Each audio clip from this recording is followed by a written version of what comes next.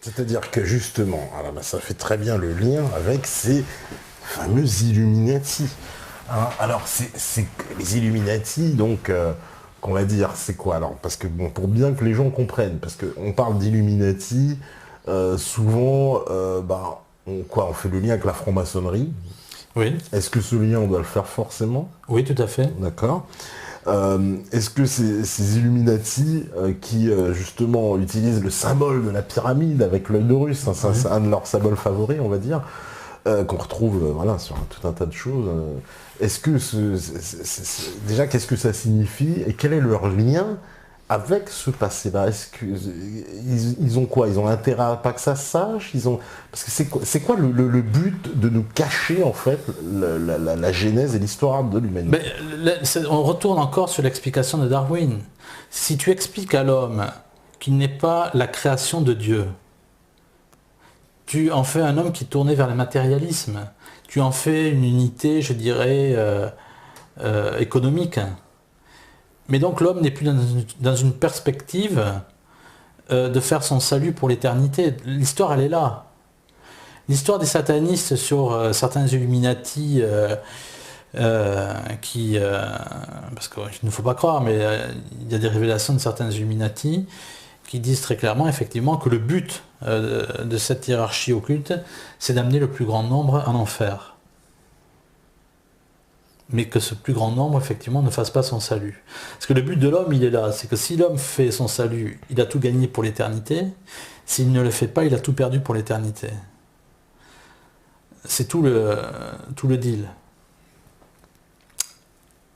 Donc pour les Illuminati, effectivement, les Illuminati, on voit, enfin je ne sais pas si c'est plus ou moins ta question, que c'est un ordre qui a été dissous. Créé par Adam Weishaupt en 1776. Le 1er mai. Voilà, le 1er mai. 1776, financé par Rothschild.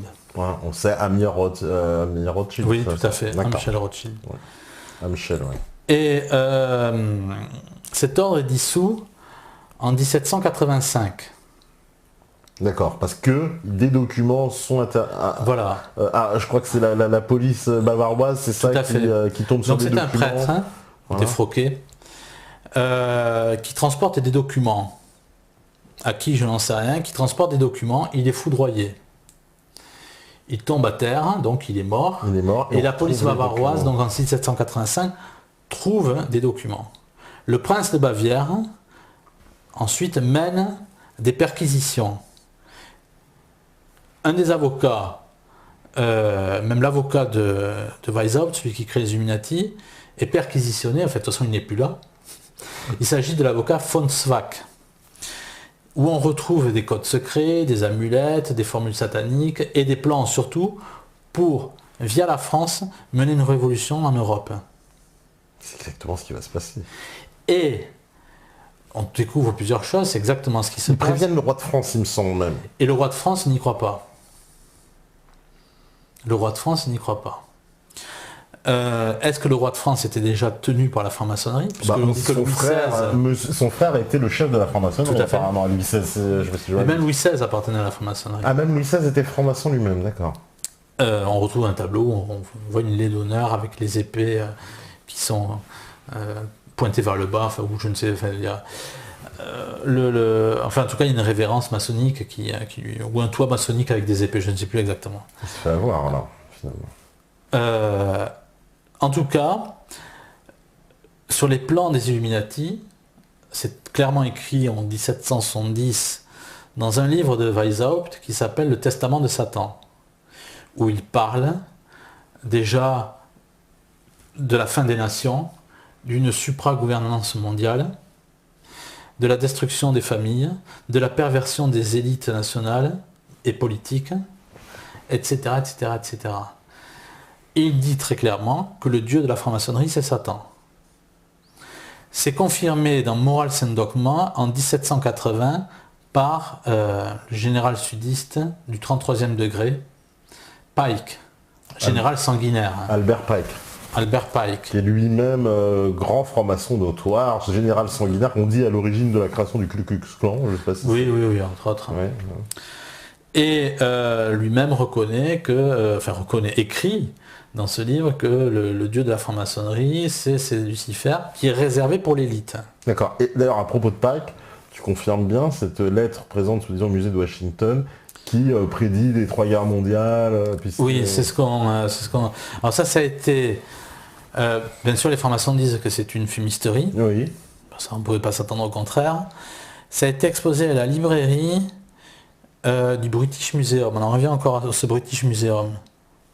Et celui qui en parle, en tout cas c'est tout à fait pertinent, c'est en 1955, si j'ai bonne mémoire, c'est Guy Carr, dans Pawn in the Game, Pion dans l'échiquier, ou dans le jeu, en 1955. Et on parle de 3 guerres mondiales. Et lui en parle en 1955 donc. Et cette 3e guerre mondiale, c'est la confrontation du monde musulman avec le monde sioniste. Ouais. On est en 55. En 55, on aurait pu faire l'erreur encore, je pense, quant à la précision de cette prédiction-là. En tout cas... 55, il faut déjà anticiper il anticipe, ce monde sioniste et ce monde musulman, parce que... On était encore, on va dire, bon... si on le dit 40 ans après, 50 ans après, bon... voilà, mais... Non, parce qu'aujourd'hui, ça apparaît comme l'évidence, en 55, j'ose pas imaginer. Voilà. Donc cette lettre, oui, en tout cas, c'est Guy Carr qui en parle, ancien officier de l'armée canadienne, etc. D'accord. Voilà où est-ce que nous en sommes. Bon. Ouais. Non, mais c'est incroyable. Donc ça voudrait dire que... En tout cas, Pike parle effectivement, ça c'est très clair. C'est pour ça que la franc-maçonnerie, même dans le rite, c'est une chose qu'on pourrait développer, dans le premier rite de la franc-maçonnerie qui vise à mettre un bandeau sur les yeux. La fameuse cérémonie du bandeau. Où on parle effectivement... on est enfermé dans une pièce, puis on vous fait sortir, puis vous êtes entouré, puis je crois on mime de vous tuer. On met une épée sur le cœur, etc. Où on ne doit pas effectivement travestir, ou sans savoir quels sont les secrets de la franc-maçonnerie, on fait promettre... qu'on ne dira rien là-bas. Qu'on ne dira rien. Et qu'on ne trahira pas ses frères aussi. Voilà, alors qu'on ne sait pas alors qu'on de quoi il s'agit. Il faut comprendre que ça je m'adresse pour donner une notion surnaturelle, que le baptême imprègne, l'eau du baptême imprègne l'âme pour l'éternité. Et avec la franc-maçonnerie, nous avons affaire à un contre-baptême. Dès le premier grade, quels que soient les ordres maçonniques. Et ça, on ne le dit malheureusement pas assez. C'est-à-dire que les francs-maçons, donc on leur enlève le bandeau, certains parlent d'une lumière qui imprègne tout leur corps. Il est bien évident qu'on ne parle pas de la lumière de Dieu. Et ensuite, pour cette série d'initiation, ce rite initiatique, il parle de se défaire de tout objet métallique. On peut effectivement penser qu'il s'agit de se défaire de tout ce qui pourrait être une protection contre des forces du mal, c'est-à-dire médailles sacrées, etc. Genre des petites médailles qu'on porte avec un petit crucifix ou une petite vierge. En tout cas, quand certains francs-maçons initiés à la franc-maçonnerie parlent de la lumière qu'ils voient lorsqu'on enlève le bandeau, ce n'est pas la lumière de Dieu. Puis après, Bill Schnabelen, entre autres, parle de cela. Il parle des serments que l'on fait tenir ou autres, ou comme quoi on nous fait boire, ou je ne sais trop quoi, dans le crâne d'un mort. Et que si on trahit, ça c'est au 18e grade, encore dans une loge spéciale, mais enfin bon, où on nous fait promettre donc que on reprendrait les péchés effectivement de la personne qui est morte, à qui appartenait ce crâne, etc. C'est qui est complètement anti-catholique, anti-chrétien. Et on n'aurait pas, je dirais, à tenir déjà, si on avait une notion minimale de ce que c'est que cette initiation satanique, on ne peut pas promettre comme ça de reprendre les péchés d'un mort, ce qui est complètement va à l'encontre de la mission du Christ, qui est là pour racheter nos péchés. Donc on voit que cette franc-maçonnerie est purement démoniaque, ce qu'on ne dit pas assez. Mais est-ce que tu fais le lien entre... Mais ça, Bill Schneebelen en parle beaucoup mieux que moi, parce que lui a été franc-maçon avant d'arriver à l'église de Satan. Mais est-ce qu'on peut faire le lien entre la franc-maçonnerie et les Templiers qui les ont précédés? Parce que ça, bien beaucoup entendu. le font Bien énormément. Mais il y a des loges... C'est faux. Les francs-maçons s'en défendent constamment en disant que c'est faux, on peut pas faire En de tout lien. cas, au 18e grade, ça c'est écrit dans un livre qu'on a voulu interdire, je crois, dans les années 80, un livre d'Aaron Monus, ça s'appelle l'Empire Nietzschéen. Aaron Monus est un ancien initié de la franc-maçonnerie. Il raconte que dans une loge au 18e grade, on ferait prêter, ou on cracherait sur le Christ, et on ferait prêter donc à ce grade-là, c'est ce qu'il dit, hein, et c'est un ancien initié, donc il explique que on ferait prêter donc serment de vengeance pour la mort de Jacques de Molay. D'accord. Donc on voit le lien entre les... Oui. Mais ça, je ne sais pas si c'est dans toutes les loges, je ne pense pas, c'est seulement dans une loge. C'est cette pensée, moi j'ai déjà entendu entre guillemets, la vengeance des Templiers pour détruire le Vatican et l'Église catholique. Parce que justement, cette vengeance absolue contre déjà le royaume de France, oui. On peut presque dire qu'elle a eu lieu, puisque tout à fait, oui, le roi de France s'est fait débouter, si j'ose dire. Ça a mis peut-être 300 ans ou 400 ans, mais ils ont réussi. Et pour ce qui est de l'Église catholique, elle est très très mal. En tout cas, les coups de boutoir contre l'Église depuis 200 ans sont énormes. Mais on parlait encore, début de première partie de Don Luigi Villa, hein, qui était placé donc au service de renseignement du Vatican auprès du cardinal Ottaviani. Et c'est Padre Pio, donc le capucin au stigmate du Christ, dans ses deux mains, qui disait que la franc-maçonnerie était déjà au pantoufle du pape. Il est très intéressant de voir, par exemple, c'est encore une fois, il suffit de regarder et de se sortir de tous ces préceptes. Lorsque Ratzinger, le pape de Benoît XVI, a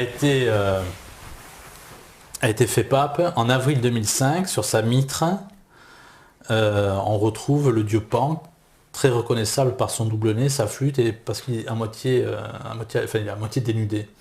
Et ça, je l'ai vu en grandeur nature aussi, dans une reproduction à la cathédrale de Munich, où on voit véritablement sur sa mitre le dieu Pan, qui est un dieu de l'Antiquité, un dieu païen de la Grèce, qui était aussi le dieu à qui vouait un culte ce fameux Aleister Crowley. Et encore lui. Ça, c'est expliqué dans Chiesa Viva, donc par Don Luigi Villa, avant qu'il ne décède en novembre 2012. Hein. Entre autres choses, puisqu'il y a plusieurs choses dans le Vatican qui sont très choquantes, et ça rejoint les prédictions de la Salette en 1846, quand la Sainte Vierge apparaît. C'est la seule fois la première fois où elle apparaît en pleurs. Et elle dit, donc la Salette, c'est pas loin de l'Italie, en France, hein, oui. Et elle dit qu'à la fin des temps, l'Antéchrist régnera au Vatican. Elle parle de cloaques d'impureté à propos des prêtres, de prêtres qui perdront la foi. C'est très précis. À l'époque, on ne savait pas de quoi elle voulait parler, puisque, les temps ne prêtaient pas encore à de pareilles spéculations. Pareil comme les fameux secrets de Fatima. Nous sommes en plein dedans, où on peut penser que le troisième secret que le Vatican a révélé n'est pas le vrai secret. N'est pas le vrai secret. Parce qu'en plus, quand ils avaient ouvert la lettre à l'époque, ils n'avaient pas voulu révéler le secret tout de suite. On peut même penser... D'ailleurs, ils auraient dû le faire en public dans l'absolu, puisque c'était... je ne sais pas, parce que c'était réellement un secret qu'on voulait cacher. Mais là, je ne suis pas spécialiste en la matière. Je ne veux pas dire de bêtises à ce niveau-là, c'est trop précieux pour... mais en tout cas, Fatima, c'est très clair, oui, sur la fin des temps. Et alors, cette société donc secrète qu'on nomme Illuminati, qui, on va dire... comment on pourrait les interpréter? C'est quoi? C'est des... Parce que moi j'ai lu, je l'ai vu parler aussi de ce sujet-là, des 13 lignées sataniques. Donc c'est quoi? Il y a comme ça des familles qui dirigeraient tout le reste? Oui, Robin de Reuter, Fritz Springmeier parle de 13 familles qui... à l'intérieur de ces 13 familles, il peut y en avoir 5. Bon, c'est ce que rejoint aussi, c'est un agent du MI6, le docteur John Coleman. Il y a plusieurs personnes qui parlent de cela, oui. 13 familles qui dirigeraient le monde. Et David Icke, qui nous parle de reptiliens, Non. de lézards, la reine d'Angleterre c'est un lézard. Ah bah ouais, je l'entends dire, c'est des conneries, c'est quoi? C'est du fake absolu, pourquoi, c'est quoi son intérêt de raconter des conneries comme ça? David Icke, en fait, on ne sait pas trop pour qui il roule. Il y a beaucoup de choses qu'il raconte. Il dit que la Lune, ça serait un satellite qui aurait été fabriqué, qui serait en fait une sphère métallique. Enfin bon, il y a beaucoup de choses qui sont très curieuses. Moi, ce que je constate, c'est qu'on sort du domaine, enfin, excuse-moi de te le livrer comme ça, Ah bah non, mais on sort du domaine de la Bible, que je considère comme le texte vrai. David Icke, je pense qu'on pourrait se poser la question de savoir s'il n'est pas là justement pour discréditer les recherches sur les Illuminati. En apparence, il dit beaucoup de choses, mais concrètement, je pense... Mais l'histoire des lézards, c'est... Non, ça ne tient pas debout. Honnêtement, ça ne tient pas debout. Parce qu'il martèle ça quand même, à longueur de Oui, journée. bien sûr. Une race de reptiliens. Tout à fait, oui.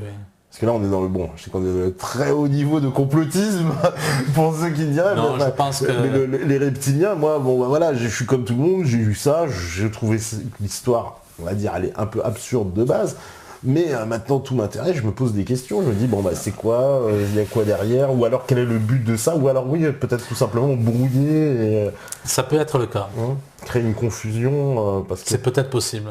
Il y a beaucoup de gens, il y a des gens qui cherchent de manière tout à fait sérieuse sur les Illuminati, et puis peut-être qu'il y a d'autres personnes qui sont là pour brouiller les cartes, pour discréditer cette recherche-là, c'est fort possible, et nous pouvons penser que David Icke est là pour ça. C'est une possibilité, je n'en sais rien.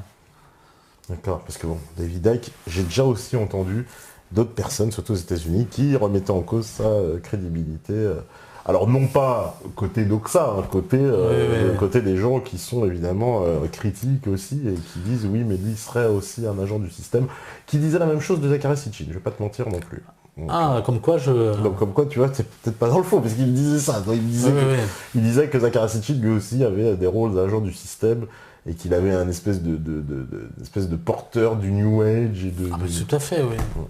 Ça rejoint mon livre sur les extraterrestres, les messagers du New Age, on est en plein dedans. Eh ben voilà, on va terminer par ça, justement, voilà. Les extraterrestres, les messagers du New Age.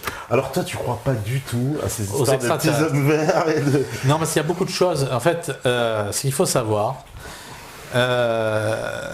c'est que lorsqu'on explique que les extraterrestres n'existent pas, on découvre plein d'autres choses derrière.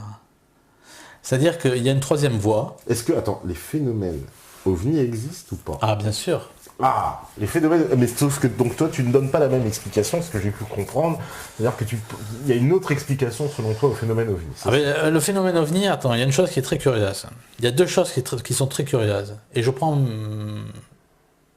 mes sources, notamment, de deux livres. Le premier, c'est le rapport Cometa écrit par le général Letty, directeur de l'IHEDN, École des ingénieurs de l'armée. Il est entouré par des amiraux, c'est-à-dire ce sont des gens qui ont le cerveau bien bordé. D'une part.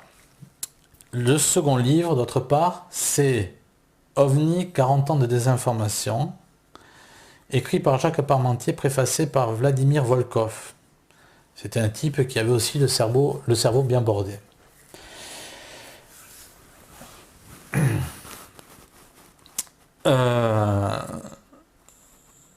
Dans ces deux livres, en tout cas dans le premier, c'est-à-dire le rapport Cometa, et je pense qu'il en parle aussi dans le second. Dans le rapport Cometa, le général Letty dit, et ça c'est très fort, que les Rockefeller ont financé l'épouse, donc Madame Galbraith, l'épouse de l'ambassadeur américain à Paris dans les années 80, pour qu'elle fasse des recherches sur les scientifiques qui s'intéressaient aux ovnis. Elle finançait les scientifiques français? Les Rockefeller ont financé Madame Galbraith, épouse de l'ambassadeur américain à Paris dans les années 80, pour qu'elle fasse des recherches sur les scientifiques dans le monde qui s'intéressaient aux ovnis, aux soucoupes volantes. Ce qui est intéressant, c'est qu'après, elle a fait un écrit, qui est un écrit confidentiel, qu'elle a remis à des parlementaires aux États-Unis. Ce que l'on sait aussi, ce général Letty, donc, il fait l'étude des ovnis, où il constate que 4 à 5% de ce qui nous est inconnu ne peut vraiment pas être expliqué. C'est ce qu'il dit, 4 à 5%. Il dit dans tout ce qu'il observe, aucun des ovnis ne provient de l'extérieur de l'atmosphère pour entrer dans l'atmosphère. Tout est observé à l'intérieur de l'atmosphère. C'est ce qu'il dit. Et il constate que les ovnis, par exemple, qu'il voit, ou certains sont pris en chasse par l'armée américaine, en Iran, disparaissent en 79. Quand les Américains sont chassés de d'Iran, et que le pouvoir est pris par les ayatollahs. À croire que les ovnis ont eu peur des ayatollahs. Plus sérieusement, on peut penser que les ovnis appartiennent à de l'armement secret. Surtout qu'il y a les Rockefeller qui sont derrière. Ce qui est très troublant,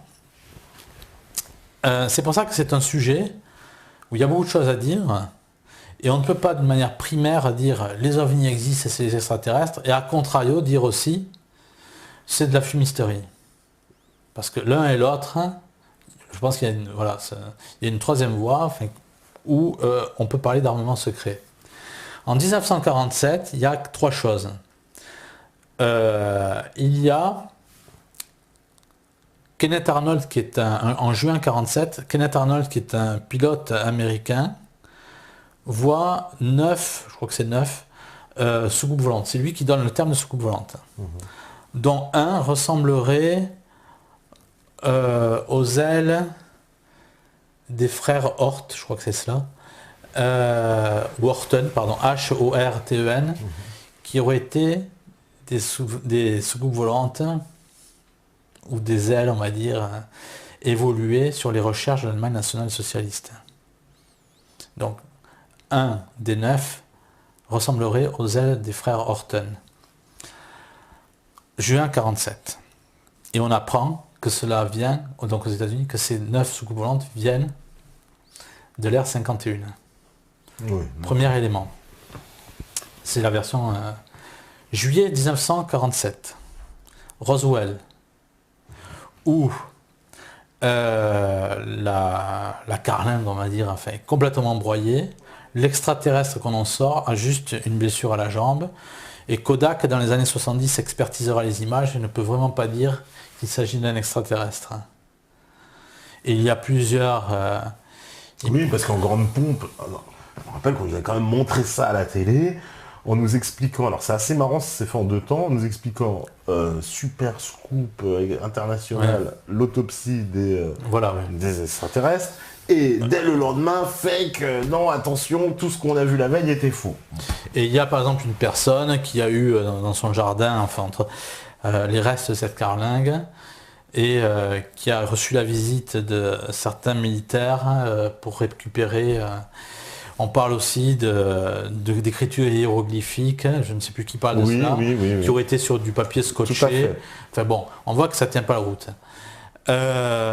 Et 1947, création de la CIA, où des hauts pontes de la CIA appartiennent au NICAP, qui est un club, on va dire, un cercle d'ufologie qui accepte tout et n'importe quoi du moment que on ne parle pas d'OVNI en tant que d'armement secret. C'est-à-dire que c'est un groupe qui dit, voilà, ce sont les extraterrestres, etc., etc., etc. En tout cas, ce qui était très intéressant, c'est de voir que les Rockefeller parlent de ça. Les Rockefeller tiennent des réunions secrètes aux États-Unis, en comité restreint, bien entendu, sur l'histoire d'OVNI, avec un certain professeur Sturrock, qui est un diplômé d'une université américaine, qui est un spécialiste des fluides, qui a écrit un livre en anglais, qui a été traduit en français, qui est épuisé, donc je n'ai pas pu me le procurer en tout cas. Enfin bon, on voit effectivement que c'est tout à fait très intéressant, enfin, la recherche scientifique et le milieu de la haute finance. Et tu vois, quand on parlait encore une fois, c'est pour ça que c'est intéressant de croiser les pistes, quand on parle des galeries souterraines, où on retrouve l'armée américaine derrière, etc. Donc l'armée américaine n'est pas venue là par hasard, c'est qu'elle était en mission commandité par certainement des têtes dirigeantes. Et nous y retrouvons, comme je le disais, ce fameux Armstrong qui appartenait au Bohemian Club, où tu retrouves là aussi les grandes têtes. Donc, tu vois un peu dans quelle ambiance on est. Ça, c'est du constat. Après, on ne peut pas non plus... Ouais, mais on a des phénomènes ovnis qui précèdent 47, bien avant, même il y a des siècles et des siècles. Alors, c'est justement tout l'intérêt. Tu avais fait une émission à Toulouse avec Rock Soccer. Tout à fait. Et Rock disait, pour les crop circles, les dessins champêtres, on observe, et on retrouve les Rockefeller derrière encore, 80% de ces dessins apparaissent sur des terrains militaires ou des terrains qui ont été loués par l'armée. Tout à fait, ouais. C'est ce qu'il a dit. Après, ce qui est complètement intéressant, c'est qu'on peut parler d'armement secret pour ce qui est de l'heure actuelle, mais quand on voit des ovnis à l'époque des pharaons, quand Goethe, puisque c'est le cas, parle d'ovnis, quand on parle d'ovnis je pense aux églises du Kosovo, même du XIIIe siècle, où on voit des peintures assez bizarres qui symbolisent un peu des objets volants, en tout cas. Ça, je n'ai pas étudié, mais en tout cas, je connais un docteur qui dit ça peut effectivement expliquer ce qu'on trouve en Égypte sur déjà des engins spatiaux, des avions. Les avions dont on parle en Égypte, peut-être qu'ils étaient connus aussi dans l'Europe du XIIIe siècle et qu'ils auraient été dessinés, pourquoi pas.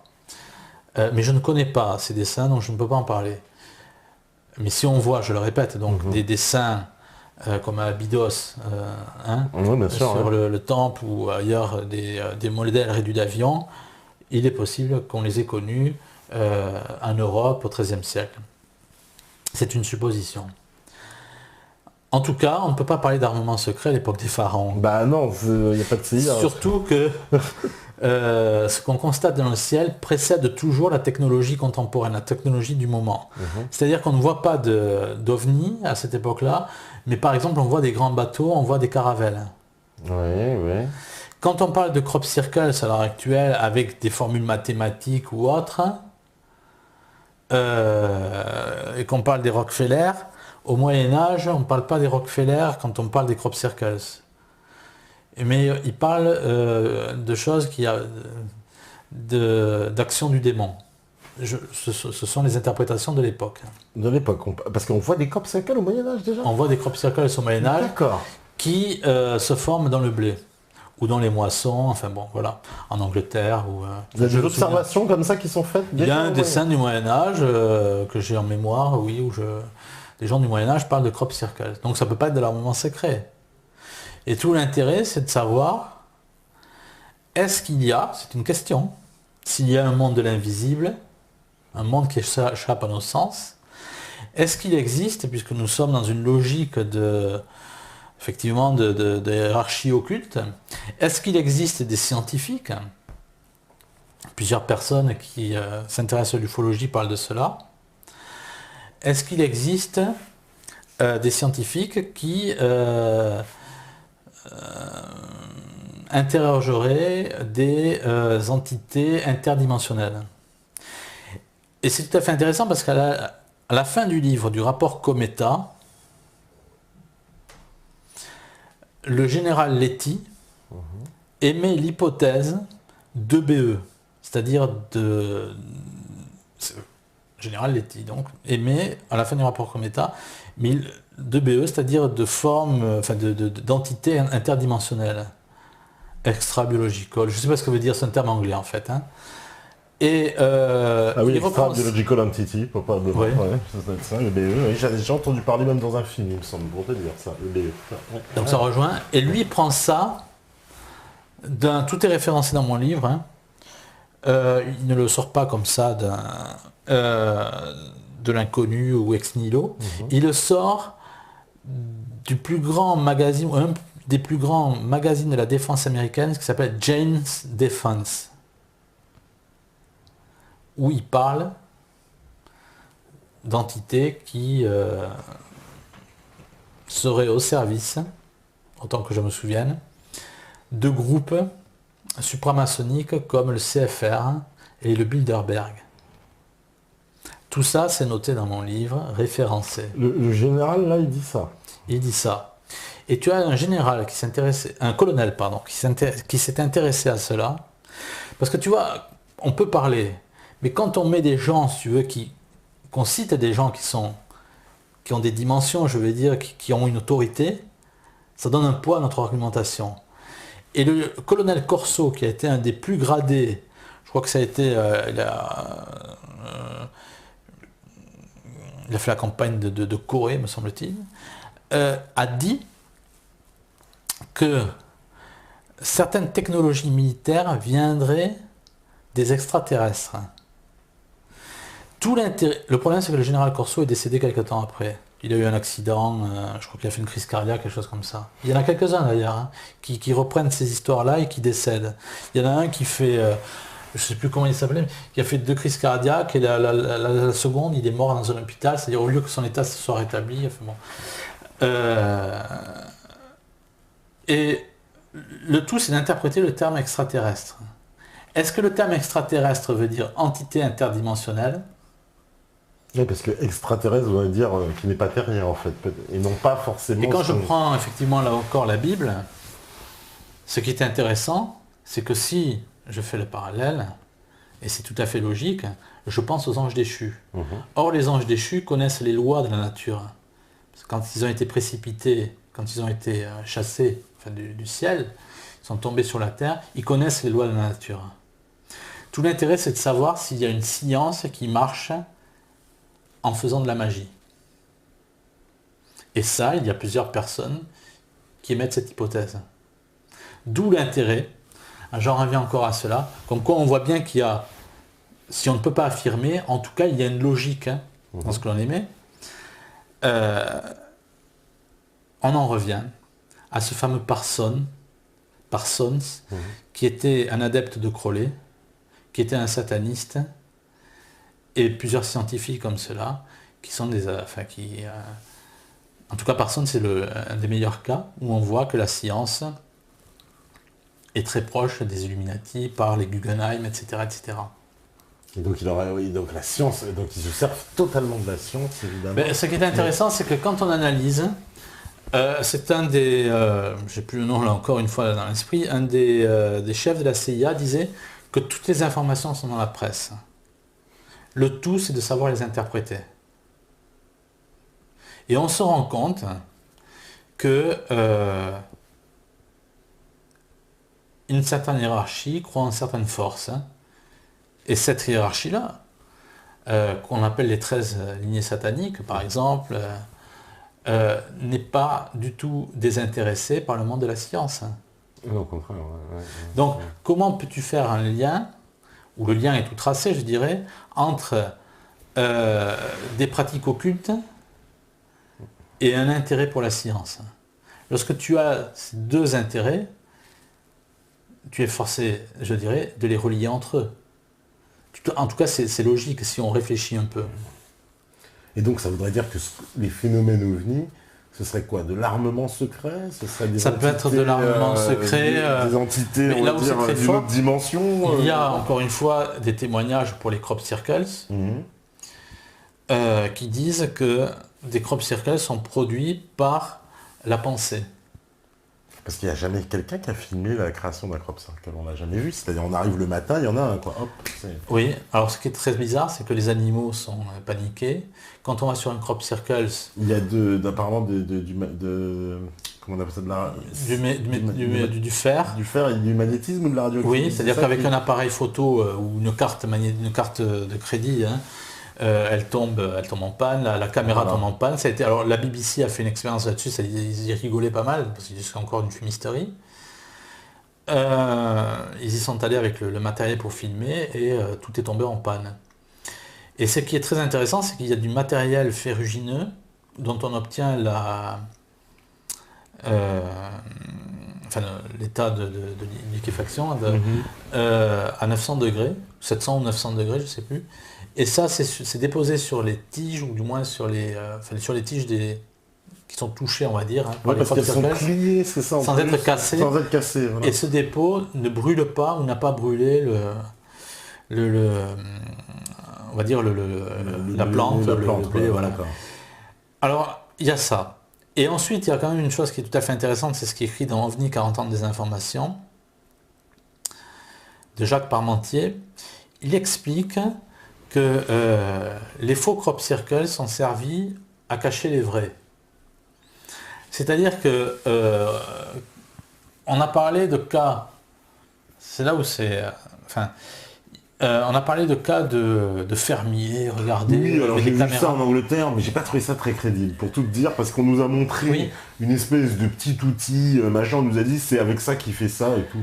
Mais Jacques Parmentier explique, il est choqué par une chose, c'est que quand on trouve le fermier qui arrive à faire ça, au même moment, dans le monde entier, la presse télévisuelle, la presse, on va dire, papier, toutes les formes de presse qui diffusent à grande échelle, au même moment, parlent de ce cas-là. Ouais. Et il dit, pour en arriver, il vient à cette réflexion, pour arriver à mobiliser les grands médias du monde entier, pour qu'on parle de faux crop circles, c'est qu'il faut avoir un service de presse très puissant. Ah oui, ah oui. Ah mais... donc, c'est qu'il faut qu'il y ait un intérêt pour discréditer les vrais crop circles. Ah mais tout à fait, parce que moi, quand j'ai suivi cette histoire de crop circle, c'est-à-dire qu'à partir du moment où on a commencé à en parler, et tous les médias en ont parlé, c'est-à-dire ça faisait même polémique en Angleterre, parce qu'en Angleterre, on nous montrait tous les jours, il en apparaissait, etc. Au bout d'un moment, c'est comme si on nous a sorti, ah bah ça y est, voilà les coupables, on nous a sorti 2 mecs en nous disant, bah voilà, c'est eux, il n'y a jamais eu de procès. Je le signale, parce que je me suis renseigné pour savoir. Il n'y a pas eu de procès. Il n'y a jamais rien eu. C'est-à-dire on nous a montré 2 mecs, on nous a dit c'est eux, terminé. Pour dire que tous les crop circles de la planète, c'est du mytho, c'est des gens, si c'est pas eux en Angleterre, quand il y en a en Inde, c'est 2 rigolos en Inde qui font ça, etc. etc. Mais il n'y a jamais eu de suite d'ailleurs à cette affaire.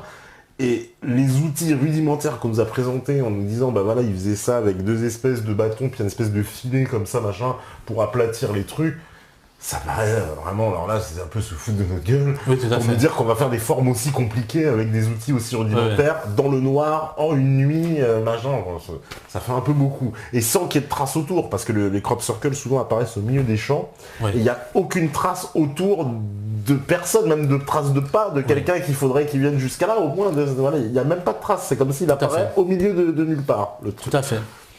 C'est ça, donc c'est quoi, c'est un armement, c'est quoi? C'est pour nous faire... Alors, on peut penser, on retrouve les Rockefeller derrière, d'après ce que j'en sais, mais ça aussi, j'ai fait plusieurs recherches auprès de magazines qui s'intéressent à ça, et c'est comme par hasard, le magazine d'ufologie ne parle jamais des Rockefeller. Et quand on s'intéresse aux Rockefeller, on perd vite la piste. Donc c'est que la piste est peut-être intéressante. Et l'intérêt, c'est de pouvoir parler, ou du moins réfléchir sur des histoires, des interprétations d'armements secrets, mais comment comprendre cet armement secret alors qu'au Moyen-Âge, on interprète cela comme l'œuvre du démon. L'œuvre du démon, oui. Comment faire le lien entre les deux? C'est tout l'intérêt, je pense. C'est ça qui est le plus difficile, si j'ose dire. Oui, ou alors il faut être assez osé. C'est-à-dire, moi, je ne pars pas du principe... en France, le problème que l'on a, c'est que avant d'aborder une chose, déjà, on a l'idée de la chose. C'est-à-dire que, voilà, comment paraître sérieux,